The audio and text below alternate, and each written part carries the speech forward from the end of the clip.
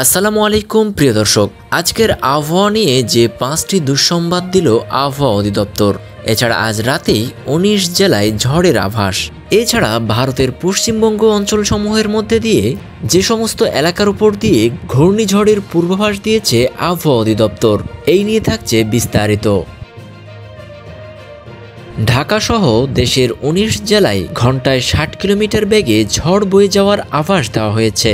সোমবার 26শে মে দিবাগত রাত 1টা পর্যন্ত দেশের অভ্যন্তরীণ নদীবন্দর সমূহের জন্য দেওয়া এক পূর্বাভাসে এ তথ্য জানানো হয়। এতে বলা হয়, রংপুর, রাজশাহী, পাবনা, বগুড়া, টাঙ্গাইল, ময়মনসিংহ, ঢাকা, ফরিদপুর, মাদারীপুর, যশোর, কুষ্টিয়া, খুলনা, বরিশাল, পটুয়াখালী, কুমিল্লা, নোয়াখালী, চট্টগ্রাম, কক্সবাজার এবং সিলেট অঞ্চল সমূহের উপর দিয়ে দক্ষিণ পূর্ব অথবা পূর্ব দিক থেকে ঘন্টায় 45 থেকে 60 কিলোমিটার বেগে অস্থায়ীভাবে দমকা অথবা ঝোড়ো হাওয়া সহ বৃষ্টি অথবা বজ্রসহ বৃষ্টি হতে পারে।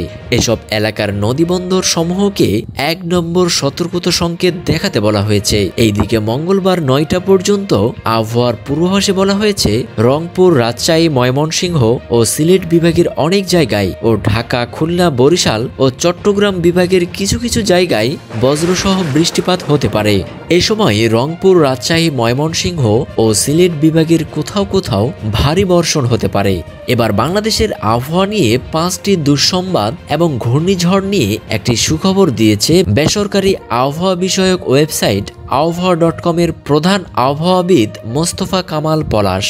তিনি নিজের ভেরিফাইড ফেসবুক পেজে এক পোস্টে এই তথ্য জানান। একমাত্র সুখবর দিয়ে মোস্তফা কামাল পলাশ লিখেছেন, বঙ্গোপসাগরে যে ঘূর্ণিঝড়টি সৃষ্টি হওয়ার পূর্বাভাস দেওয়া হয়েছিল, সেই ঝড়টি যদি হয় তবে নাম হবে মন্থা।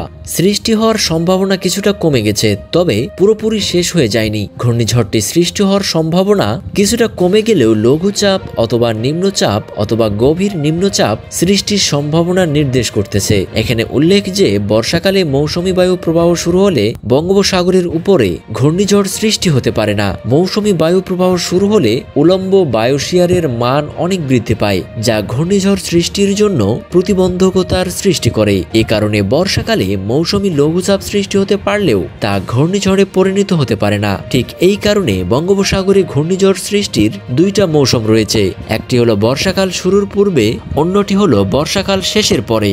প্রথম দুঃসংবাদটি হচ্ছে, ভারতীয় আবহাওয়া অধিদপ্তর আজকের ঘোষণা দিয়ে বলেছে, 25 সালের বর্ষাকালে মৌসুমী প্রবাহ আজ ভারতের কেরাল রাজ্য পৌঁছে গেছে। সেই সঙ্গে ভারতীয় আবহাওয়া অধিদপ্তর জানিয়েছে, 2009 সালের পর সর্বপ্রথম এত তাড়াতাড়ি মৌসুমী বায়ু প্রবাহ শুরু হলো। ঐতিহাসিকভাবে বর্ষাকালের উত্তর পশ্চিমমুখী মৌসুমী বায়ু প্রবাহ শুরুর দিন অপেক্ষা 8 দিন পূর্বে।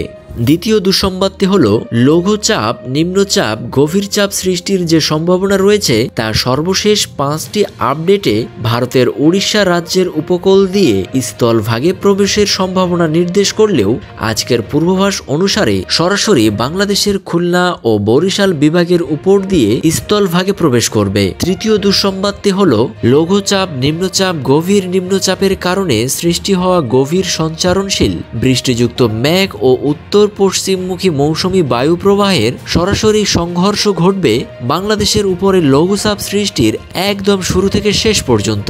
তাই বাংলাদেশের উপরে 29, 30, 31শে মে এবং 1লা জুন ভারী থেকে খুবই ভারী বৃষ্টিপাতের আশঙ্কা করা যাচ্ছে। চতুর্থ দুঃসংবাদটি হচ্ছে, আগামী 25, 26 ও 27শে মে আবহাওয়া যে পরিমাণ ভালো হওয়ার সম্ভাবনা ছিল তার কমে গেছে। অর্থাৎ পূর্বের আশা করা হয়েছিল এই 3 দিন দেশব্যাপী অনেক কম বৃষ্টিপাত হবে ও আকাশে রৌদ্রোজ্জ্বল থাকবে, তার সম্ভাবনা কমে গেছে। পঞ্চম দুঃসংবাদটি হলো, যদি সম্ভাব্য লঘুচাপ, নিম্নচাপ, গভীর নিম্নচাপটি সরাসরি বাংলাদেশের খুলনা ও বরিশাল বিভাগের উপর দিয়ে স্থলভাগে প্রবেশ করে বাংলাদেশের মধ্যভাগের উপর দিয়ে আসাম ও মেঘালয় রাজ্যের দিকে অগ্রসর হয়, তবে ভারতের আসাম ও সিকিম রাজ্যের উপরে খুবই ভারী বৃষ্টির আশঙ্কা করা যাচ্ছে। আসাম ও সিকিম রাজ্যের উপরে যে বৃষ্টিপাত হয় তার পুরোটাই তিস্তা নদীর উপর দিয়ে প্রবাহিত হয়ে বাংলাদেশে প্রবেশ করে।